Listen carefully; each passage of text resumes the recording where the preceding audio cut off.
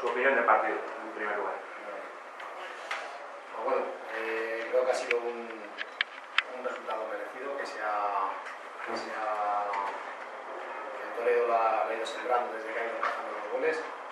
No hemos sabido, pues, al final aprovecharlo del 0-2. El fútbol al final se traduce en goles y ha habido momentos en el que creo que ha sido el Toledo el que dominaba el partido, ha sido otros momentos en el que lo dominábamos nosotros, llegábamos, pero sin materializar al final las llegadas. O sea, si nos hemos llegado a los objetivos, más o menos hemos llegado, creo que ha sido 12 veces, a las 12 hemos metido 2, o sea que es un porcentaje bajo. Y el Toledo, sin embargo, ha llegado justo 9 veces, ha metido 4, casi el 50% de sus llegadas se ha traducido en gol.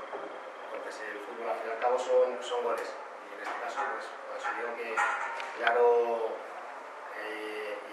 vencedor el Toledo.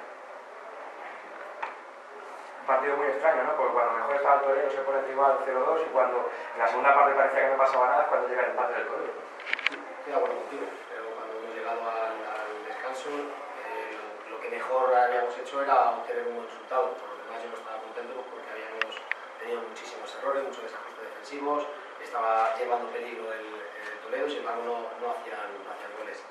Luego caemos en el error de siempre de encajar un gol en el minuto 43, lo normal es que lleguemos al descanso con un 0-2, ya todo se calma y a partir de ahí armar el partido pues, para al final aprovecharte esa ventaja que has obtenido en el primer tiempo. Después en el segundo tiempo parece que íbamos a meter el 1-3, cuando más estábamos llegando, Nogueira se hacía prácticamente él solo con el partido, que se iba de uno, de otro, llegaba al área y al final no había gol. Entonces, al final pues todas las acciones, sobre todo de contraataques que ha hecho el Toledo, pues las ha definido muy bien. Parece que cuando más desordenado estaba el partido, cuando se estaba perdiendo un poco la pelota por parte de ambos conjuntos y había llegadas en un área y en otro, en el intercambio de golpes, parece que el Toledo ha estado más acertado, sobre todo con la entrada de Sales, o que no...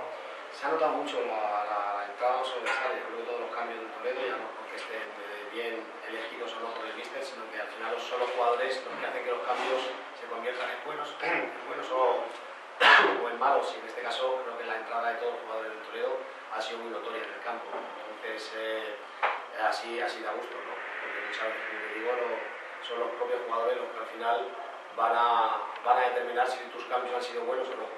¿Os ha pillado un poco por sorpresa ese cambio de quitar a Mejías, que es un hombre más referencia, por uno más veloz y que va más a los espacios? Sabíamos que iban a entrar más por banda, al principio tenían dos jugadores más de referencia, bueno, Mejías y Rufino arriba, pero bueno, Rufino también es un jugador que cae por todos los sitios, es muy eficiente.